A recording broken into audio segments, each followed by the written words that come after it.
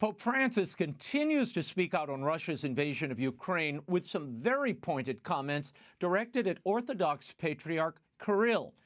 The USCCB is shuttering its news operation, and some U.S. bishops continue to repudiate the German synodal way. Joining me now with analysis of these stories and many more, a member of the papal posse, priest of the Archdiocese of New York, and the author of the very prescient new book, Calming the Storm, Navigating the Crisis Facing the Catholic Church and Society. Father GERALD Murray joins the program. Father, thanks for being here.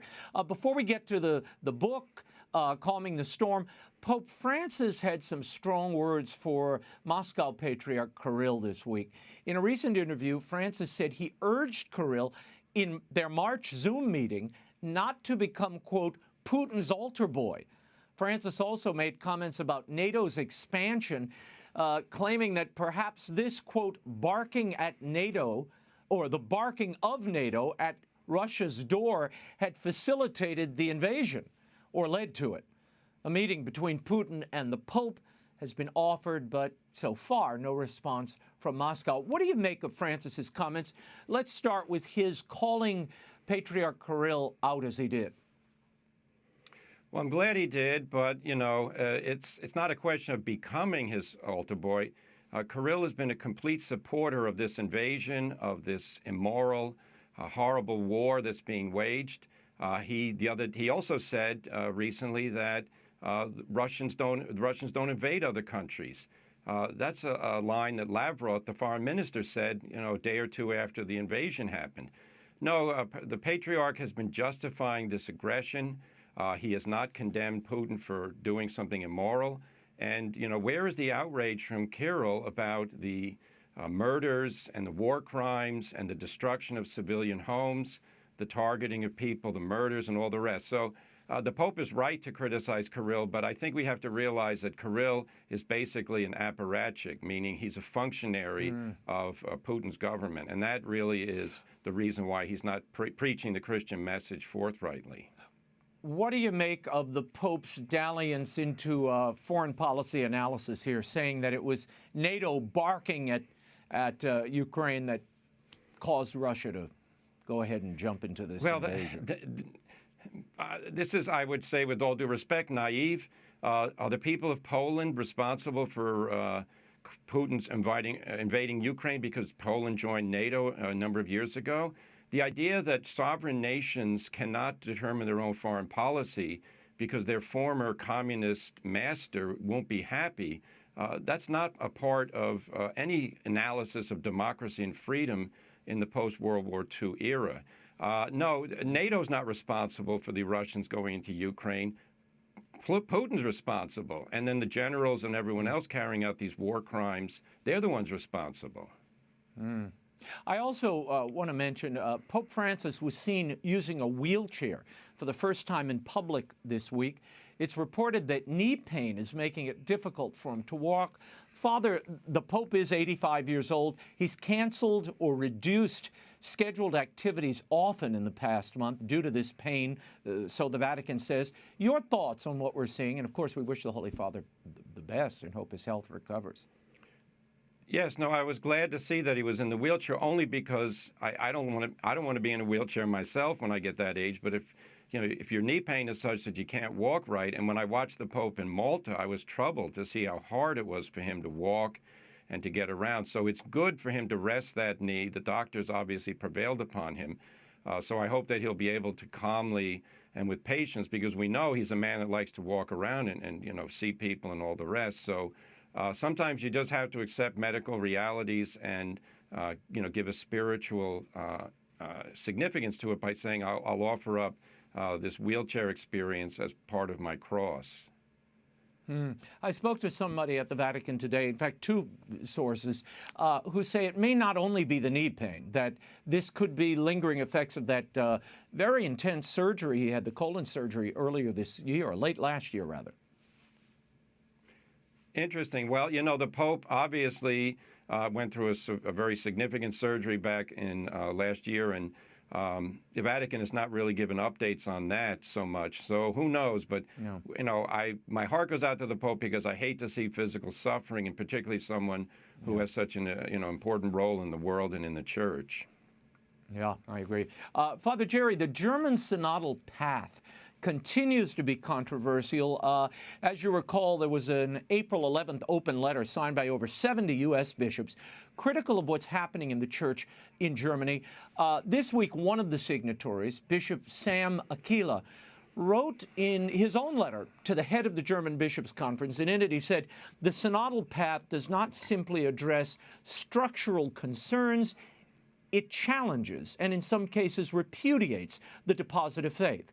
Documents of the synodal path cannot be read in any other way than as raising the most serious questions about the nature and binding authority of divine revelation, the nature and efficacy of the sacraments, and the truth of Catholic teaching on human love and sexuality. And just to kind of bring people up to date, this synodal path is sort of a coming together, a listening session that is a dress rehearsal for what we're about to see on the world stage in Rome next year.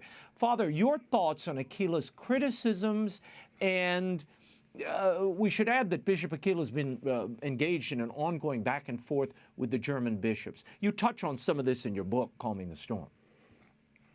Yes, no, the Bishop of Denver is an heroic figure because he's speaking out about a matter of grave importance, and he's doing so in a way that is getting the attention of the Germans. The German Bishops' Conference, along with the Committee of German Laity, have produced a revolutionary program called the Synodal Way Propositions, which include ordaining women to the priesthood and the episcopate. It includes the blessing of homosexual unions, the approval of homosexual activity. It is a revolutionary document. They want bishops of dioceses to be elected and to be able to be recalled by the people of the diocese.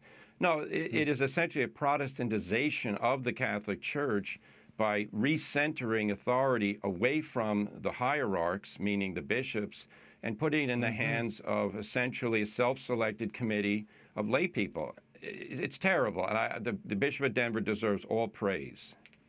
In Calming the Storm, you suggest there that it's one thing for dissent to come from the pews, but when it comes from the hierarchy, it truly is a dangerous situation. What effect do you think this is all having on the universal church? Well, this is leading to extreme strife in the life of the church, great fears of what's going to happen as the synodal way is influencing the synod on synodality, which is this 2-year process that Pope Francis began. We're well into that now, the consultative phase in dioceses, and people have been meeting. We had meetings here in the Archdiocese of New York. So the great fear is that those people who think the German bishops are not heretics but prophets are then going to take their really heretical propositions and then put them forward as somehow the will of the Catholic people and the kind of cutting-edge direction we have to go in. Raymond, we're seeing a revolution in slow motion, and it is going to cause what all revolutions cause, which is strife, upsetness, and on the hand of the revolutionaries, basically lying and fraud, because they're going to claim, oh, there's nothing revolutionary here. We're simply getting back to original Christianity. No, they aren't. They're trying to revolutionize the church in the view of basically 20th century Marxist and liberal ideas. And where does Jesus fit into that? They don't ever say. The idea that what Jesus did at the Last Supper was inadequate, that we have to supplement it by calling in the women apostles, Jesus never did that. The German bishops want to do that themselves. Well, the further troubling point here is many of those who are running this synod on synodality next year, they're the ones furthering and giving voice to these, very radical ideas that really have no track or precedent in the Catholic Church. They're just, they're pulling it out of whole cloth and seeking to impose it on the synod. So we'll see what happens. But Father, here in the U.S., the USCCB, the Bishops' Conference, abruptly announced this week it would shutter the D.C. and New York bureaus of the Catholic News Service by year's end. This is a 100-year-old institution. This is part of their reorganization of the communications department. Its Rome bureau will continue to operate, but all in all, 21 employees will be laid off. Now, the conference claims this is cost-cutting, and I imagine it's being forced in this position because you have hundreds of millions of dollars in abuse settlements paid out in recent years. The question is, who is the audience for this material? I mean, is that also what's driving this consolidation and shuttering? Yeah, well, I think in the past, the bishop's news service was basically the unique source of news about life in the Catholic Church for diocesan newspapers. And then also if any of those news service stories we picked up in the secular media. Now the competition's all out there, between EWTN and all the various other Catholic networks, websites, podcasts, people doing news out of their own basement that has wide spread influence. So the competition got strong. And what I most regret, though, about this closure is that they didn't announce at the same time that they're going to have a low-cost digital strategy, which is very possible now in the media environment that we have. I hope they do resurrect something because, diocesan newspapers and the like do need story and analysis, and it would be a shame if that was simply no longer available. Yeah, well, they're also shutting down their publishing operation, which, is another odd thing. But I guess they'll just contract out when it's a papal encyclical. I guess they'll just contract it out to a secular publisher and, and move it that way. They do an awful lot of rewriting, and we have to say this about CNS. They do an awful lot of rewriting of press releases. And like these diocesan papers, the church has a tendency to sort of look for life among the tombs of dead or defunct media. They do that. And I think they extend a lot of these periodicals and organizations just because they've been around a long time. But if there's no audience, you can't sustain them. And that's what I think ultimately did them in here. It's a financial proposition. The bishops couldn't keep floating it. Father, also in the U.S., Father James Martin, along with America Magazine and America Media, all part of the Jesuit media apparatus, has announced the launch of a new website this week for outreach to Catholic LGBT people. It's called Outreach. According to Father Martin, one of the universal apostolic preferences of the Jesuits now is walking with the excluded. Jesus went to the margins. That's where this community is right now in the church. They're the most marginalized group in the church, bar none. Again, this is a theme you touch on in Calming the Storm. Your thoughts on this initiative, and what do you make of the timing given the ongoing synodal path underway in Germany? Okay, so a couple of things. Claiming victim status as a way to gain influence is now being embraced by Father Martin. The most excluded group in the church is the people that are now helping him to launch this, who knows how many dollars worth of website, which is going to become an influence center for agitation to support the legitimization of homosexual activity. Father Martin never talks about courage and the courage members. He's marginalized them completely when he talks about the church and homosexuality and pastoral outreach. Now, Father Martin, in his book, Building a Bridge, accuses the Catechism of the Catholic Church of cruelty in its statements about homosexuality and homosexual attraction. Now we've got Cardinal Marx and Hollerich over in Europe saying that the Catholic Church's teaching is wrong on homosexuality, the Catechism has to be changed. So what's going on here, I think, is what we talked about in a previous show. There's a vast influence peddling group that wants to make the Synod on Synodality into the Synod on homosexuality, and they want to announce that a church that listens to the people has to basically go along with what they say the people want. And I can tell you right now, most Catholics do not believe that God made a mistake when he gave the Ten Commandments, when he created male and female, when he said to Adam and Eve, be fruitful and multiply. That's what sex is for. It's not for homosexual activity, but this is unfortunately what Father Martin is promoting, and, most regrettable. I want to get into the new book, Calming the Storm, Navigating the Crises in the Catholic Church and Society. It's out in bookstores now. You couldn't have picked a more tumultuous moment, Father, in which to release it, so good timing. It is a book-length interview you gave to Catholic journalist Diane Montagna, your collaborator on the project. Why did you decide to do this kind of book now, and why was an interview the best format for it? Well, interview books are easier to read, and that's one of the things that was in mind. And also, interview books are easier to write. So I'm a full-time pastor here in New York City. when you know, I love coming on your show and doing other media type things, and Bob Royal. I collaborate with his website, The Catholic Thing, but I'm mostly doing, you know, pastoral work in the diocese. So Scott Hahn asked us, Diane and I, if we do a book, and he said, do an interview book. You know, Cardinal Sarah has done 3 interview books, which very influential. Cardinal Burke has done one, Cardinal Muller, and of course we go back to the Ratzinger Report, you know, in the early 1980s. Interview books have a big impact because colloquial style is more accessible. And then also you can bounce from topic to topic and no one says, well, I've lost a train of thought. No, it's like a conversation. We'll talk about this and we'll talk about that. Yeah. Yeah. Father, you've divided the book into 7 chapters, including one on your life and vocation, the others covering all sorts of hot-button issues, the indissolubility of marriage, homosexuality and gender ideology, the abuse crisis, the responsibility of the bishops, and the duty of Catholics in the pew. I mean, it's sort of like a real-world catechism with contemporary examples of how the church teaching can be applied.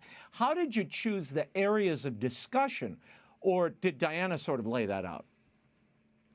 Well, Diane is sort of the mastermind behind the format of the book, and it's called Calming the Storm because it's based on the incident where our Lord was asleep in the boat on the Sea of Galilee, and the storm arose, and the apostles woke him up, and then he calmed the storm. So that's the same idea, is that the church right now is like the boat, and we're going through storms, and we have to call on the Lord to calm those storms, but then the Lord calls upon us to have faith and not to worry. You know, the Lord is not sleeping right now. He's very aware of what's going on. So we turn to him for help. But the topics, you know, quite frankly, this book is a continuation of what I've been doing with you and Bob Royal now since 2013, which is to bring the faith and analysis to contemporary challenges.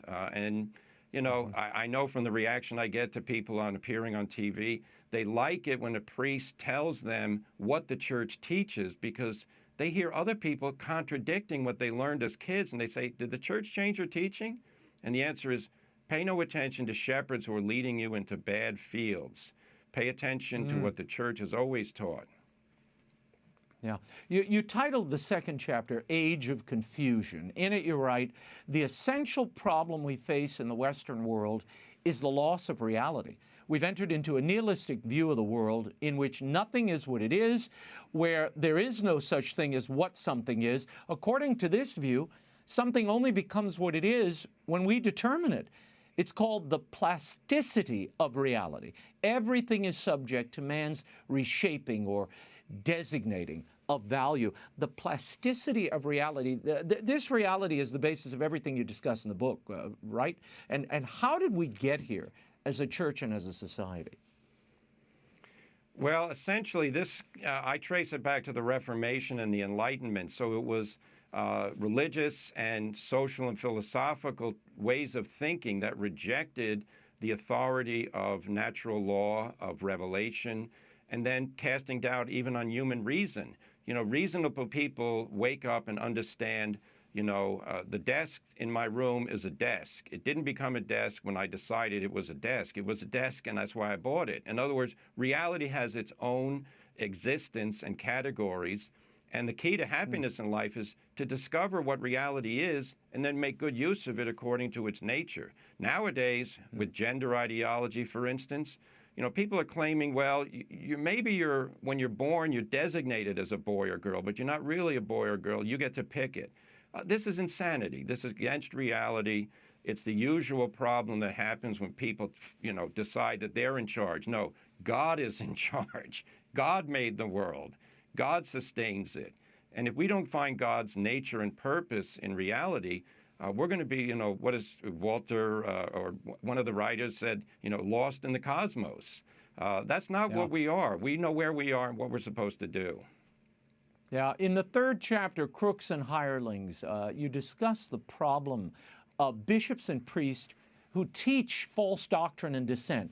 Now, this is one of the most difficult things for the faithful, I think, to understand.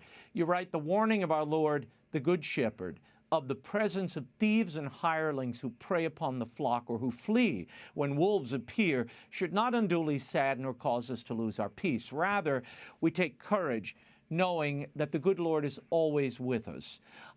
Father, what is the laity's role here in this moment? And what of those who say you're being disloyal when you critique those in authority at the moment? They want you to just shut up and pray. Okay, yeah, so first about the laity, the role of the laity is the same role of the clergy and everybody in the church. There's a fundamental equality of all the baptized, and our duty is to love and serve God, to become informed about our faith, to pray, to make sacrifices, and when challenges come up, to resist the temptation to cast aside Catholic doctrine in favor of a worldly point of view.